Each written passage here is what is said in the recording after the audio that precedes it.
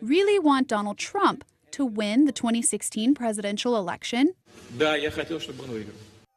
That was Putin talking to a reporter in Helsinki back in July. A couple of weeks later, U.S. security leaders gathered together for an unannounced briefing at the White House to warn the American people. Russia attempted to interfere with the last election and continues to engage in malign influence operations to this day. Now the U.S. Department of Justice has charged a 44-year-old Russian woman who they allege had a plan to create conflict by leveraging hot-button issues like gun rights and race relations, and to spread distrust for U.S. political candidates before the midterms. So why is this so important? Because 2 years after this, I will faithfully execute the office of President of the United States.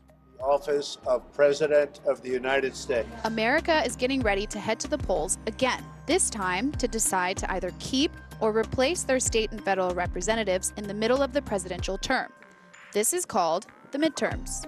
And according to every U.S. intelligence agency, Russia did in fact meddle in the 2016 election. Paul Wood is a BBC World Affairs correspondent who has been investigating Russia's role in American politics. Back in January 2017, he broke the news of a secret Foreign Intelligence Surveillance Act warrant to investigate allegations of Kremlin money going into the Trump campaign. I first heard the words Trump and Russia coupled back in March 2016. Paul was told the Russians were allegedly using money and hacking to meddle in the election. But hang on a minute, the US is a superpower. It's home to arguably the center of the world's technology. So if Russia is meddling, why is the US having such a hard time fighting back against this? People in the tech world have told me that they're frustrated. They say the US government is relying on Silicon Valley to save America.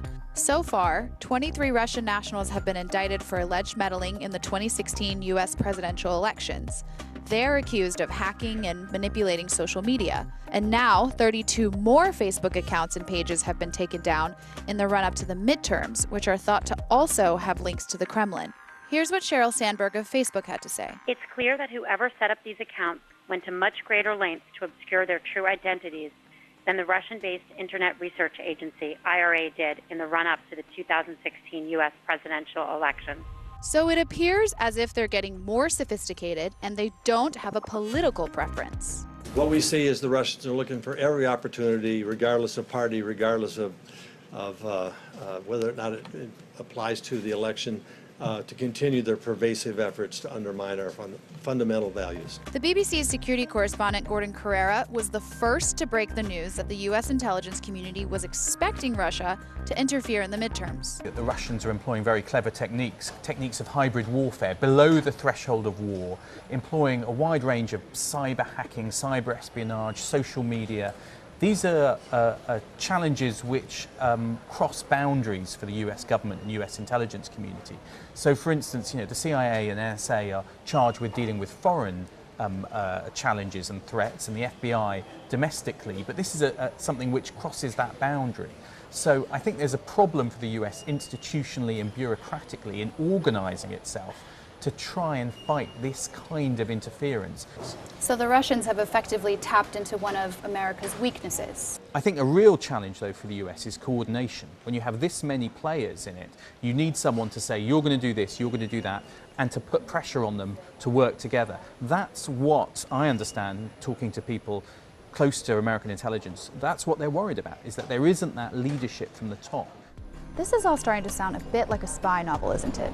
Enter Christopher Steele, formerly of the British intelligence agency MI6. He was paid by a company hired by the Democrats in 2016 to dig up dirt on Donald Trump. The Steele dossier claimed that the Russian government had been handling Donald Trump for years, assisting him, supporting him.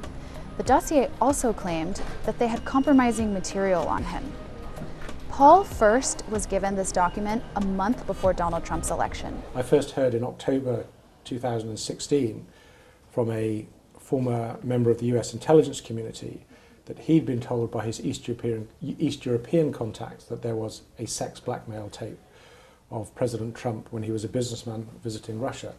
I've since heard from another source, somebody in a Russian criminal organization, of a tape. In fact, we have two sources in Russian criminal organizations, one of whom has a lot of credibility with me because he was talking about these sex tapes giving very similar descriptions before the dossier was ever published. Now, of course, there is a very convincing alternative explanation for all this, which is that the Russian intelligence services decided to carry out provokatsiya, a fabricated piece of information designed to dismay and confuse the enemy. And they planted this story, and that's why we're hearing about it from multiple sources. Trump denies any sex tape exists. So was the dossier part of Putin's plan all along? Either way, the effects of Russia's alleged meddling goes beyond simply social media influencing and hacking. Russia has dominated the news agenda in the United States. Congressional inquiries into 2016 interference are looking more and more like a partisan circus, and special counsel Robert Mueller's investigation into possible Trump campaign collusion with Russia is still ongoing, which seems to be tying up the president's time on social media and putting him on the defensive. America has never seemed more divided, which looks like a victory for Russia. But this is not lost on lawmakers, especially Republican Senator and former presidential candidate Marco Rubio. A nation continually debating these issues and divided over it. This is how you weaken an adversary from within. And then there was the summit in Helsinki, where Trump sided with the Russian president over his own intelligence community. At the press conference, Putin denied Russia ever had or would interfere in U.S. elections. My people came to me, Dan Coates came to me, and some others. They said they think it's Russia. I have President Putin. He just said it's not Russia. I will say this, I don't see any reason why it would be. 24 hours later, Trump changed his tune. In a key sentence in my remarks, I said the word would instead of wouldn't. The sentence should have been, I don't see any reason why I wouldn't, or why it wouldn't be Russia.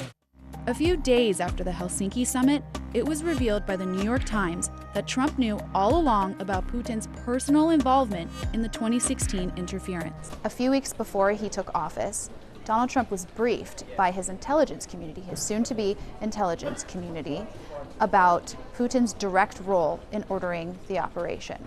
A U.S. intelligence official who was serving at the time told me that the evidence that Trump was given about Putin's role and exactly where the directive and the tactics and the operations came from was overwhelming.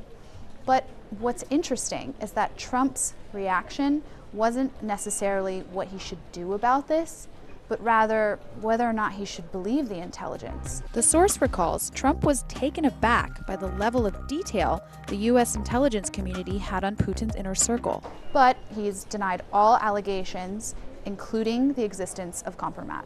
If they had it, it would have been out long ago. So do the Russians really have compromat on Trump? Or does the mere rumor of its existence disrupt the political discourse? In more tangible terms, they're allegedly still meddling in U.S. politics. Midterm candidates say they have found hacking attempts, and tech companies say they have spotted and shut down fake accounts and fake websites. So the question as Americans head to the polls in November is, have the warnings of security leaders and social media executives made an impact on voters?